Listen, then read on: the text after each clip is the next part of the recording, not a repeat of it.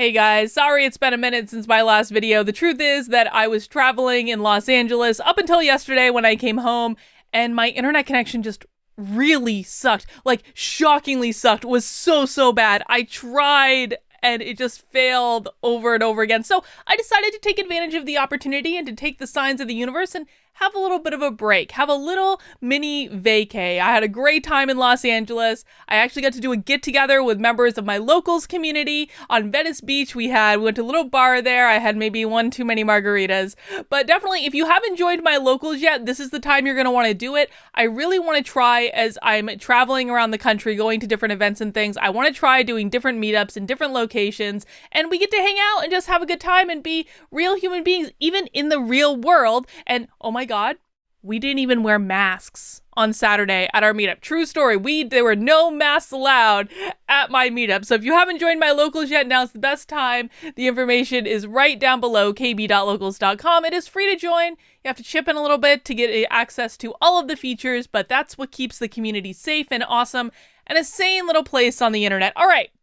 So for this video, what I want to do is to demonstrate emphatically just how full of it these people are. Now, this video this was a little bit of a rabbit hole that I went down this morning. It started with this article here that I saw on Twitter: critical race theory in North Carolina museum setting activists off over beheading painting and activism against 5-year-olds. Now, we're not going to read this whole article, but I want to just read the top so you can see what kind of got my attention about this particular article.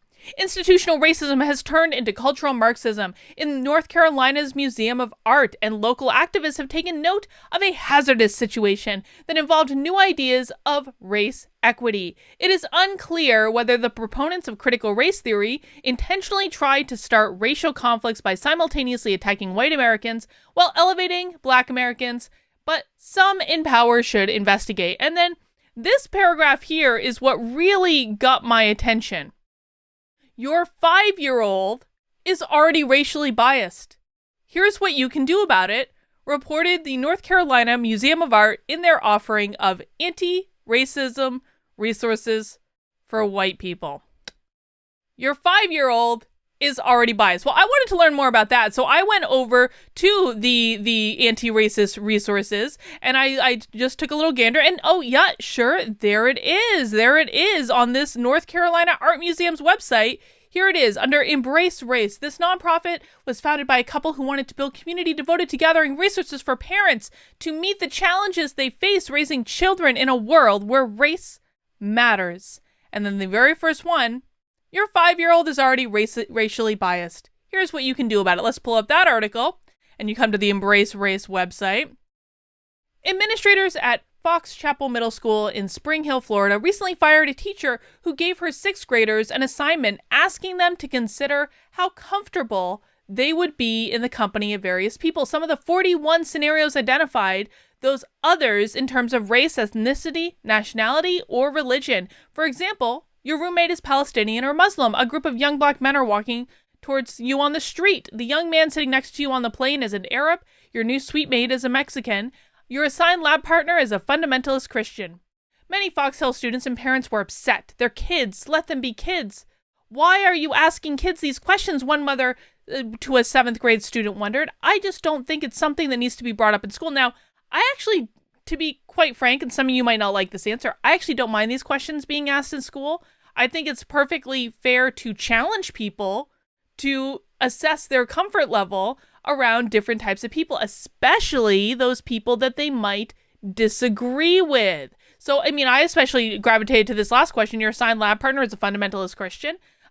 Listen, that's actually something that we should be asking people, right? This is one of the bones of contention that we have, especially, at least among the Christians that I know, that they always feel persecuted, that they feel like there are attacks on Christianity. Well, why wouldn't you want people to consider how comfortable they might be around you? So overall, I don't actually have a problem with any of these questions, or frankly, in asking children to think about these questions. I think that that's okay.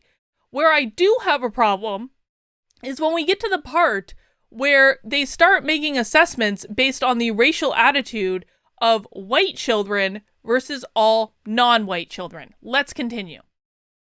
Such sentiments are familiar and deeply misguided. In the United States, a lot of us believe that children, especially white children, are racial innocents, completely naive, curiously fragile, with respect to the realities of race or both. The truth is that well before their teen years, the vast majority of children are well aware of prevailing biases, and most kids of all racial stripes have taken on a bunch of their own. Researchers have been studying the development of racial and ethnic biases in children for a long time, and we know quite a bit. We know that within a few months of birth, babies prefer their own race faces, probably because most are surrounded by people who look like them. Somehow during the preschool years, however, this relatively innocent pull towards the familiar morphs into something else. That's right, your 5-year-old, according to this data, is a racist. By age 5, Black and Hispanic children showed no preference towards their own group compared to whites. On the other hand, white kids remain strongly biased in favor of whiteness. And here's where we're going to start our lesson about BS. Because if I go and I click on this by age 5, I get this study right here. The development of implicit intergroup cognition. And I just want you to notice the names. Dunham, Barron, and I don't know how to pronounce that. Banerjee, I'm not sure. I'm sorry. But I actually just looked in this document for the information about the 5-year-olds, and where I was taken was to this paragraph right here. Conversely, if children are sensitive to social group hierarchies at an early age, young children from non-dominant groups should reveal the same lack of in-group preference that typifies adult members of their group. A recent study explored these possibilities. Hispanic children as young as 5 years old, growing up in a predominantly Hispanic neighborhood, showed no preference for their in-group when compared to the white majority, as did older Hispanic children and adults. Okay, and then it has a footnote here for number 37. So we can go down here to this footnote, and that takes us to this study over here. Now, look who this study is by. Durham, Barron, and that other dude whose name I can't pronounce. Who's this study by? Durham, Barron, dude whose name I can't pronounce. This is a literature review. So in this article, when they've said Black and Hispanic children showed no preference towards their own group compared to whites, on the other hand, white children remain strongly biased in favor of whiteness, this study doesn't say this. First of all, this is not a study. This is a review of literature. But if we go to this study, which is an actual study, I want to show you something.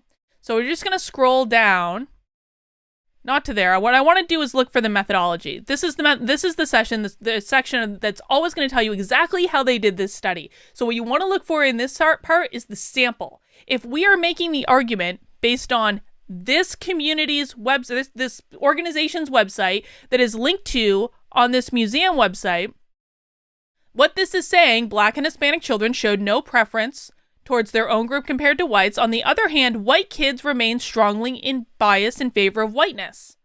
So what do you expect this study that we're going to look at to say, oh, well, white children don't have different types of bias than Hispanic children? Well, let's look at the methodology real quick. In total, 234 elementary students and 71 adults participated in the study.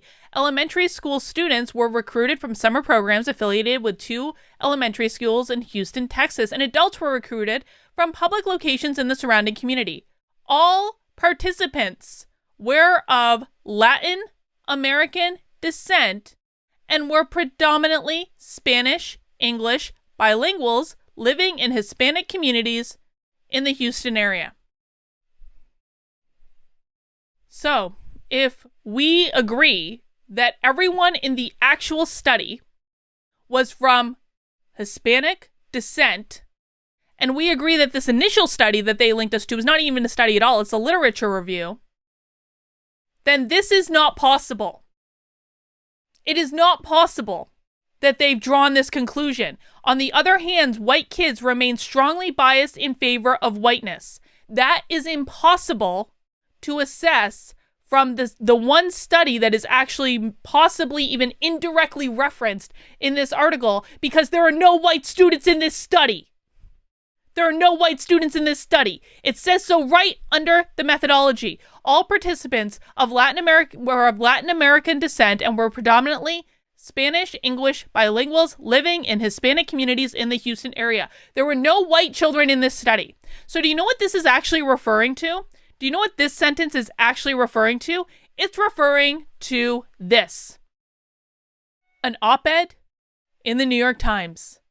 It's referring to an opinion piece in the New York Times. That is what it's referring to for evidence that white children are racist when they're 5 years old, but black and brown children are not. That is what it is. And this is all complete nonsense. This is the very definition of confirmation bias. This is someone who has a position who says, "Oh, I need to be able to prove that white people are bad and everyone else is good because white people have whiteness and whiteness is bad and we need to be able to prove that." So they cherry pick out things that maybe not even tangentially related to the point they're trying to make, but it looks good, and they're betting on the fact that someone isn't going to go down the rabbit hole of first reading this literature review, secondly, finding in the literature review where it doesn't even reference what they say it referenced, go to the footnote, go read the actual study, which tells you that there are no white kids in this goddamn study.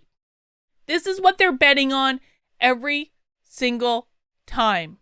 So I'm not concerned about the premise of like, your 5-year-old is a racist because of an opinion piece in the New York Times that we link to. That's what this link is to, guys, and I'll link this in the description below. You can go read all of this for yourself. Don't ever take my word for it. Don't ever take anyone else's word for it. You can go read this for yourself. But this is what they're referring to, an opinion piece in the GD New York Times. And that is their evidence. There is no scholarly data to back up any of this. And yet here it is on a museum's website because parents need anti-racism resources for their children. And no parents, or very few, are probably just going to go down the rabbit hole I did because it's boring and like, why would anyone want to? But that is exactly the point. This is what these people do to try to make it seem like they know what they're talking about, when in fact, they're just taking data that has nothing to do with what you're even reading, and they're making it seem like it all fits together because they believe that you're lazy and they believe that you won't look into it for yourself. And to be frank, most people probably won't, because this says exactly what so many of these parents wanted to say. Oh, my kid's racist when they're 5 years old because they're white. Oh no, I have to get my kid to read how to not be an anti-racist when they're 5 years old because this museum told me to, or this resource center told me to, even though they are blatantly misrepresenting the data, presenting things as fact when they are not, presenting things as corollary when they do not, and they know what they're doing, guys. They know exactly. Someone wrote this article with this specific intention. That's why you never take these people's word for it. Never, ever, because it's usually all nonsense. All right, guys, that's all I have. If you want to check out any of these resources, I will link them in the description below. That's all I've got for right now. I'll see you soon.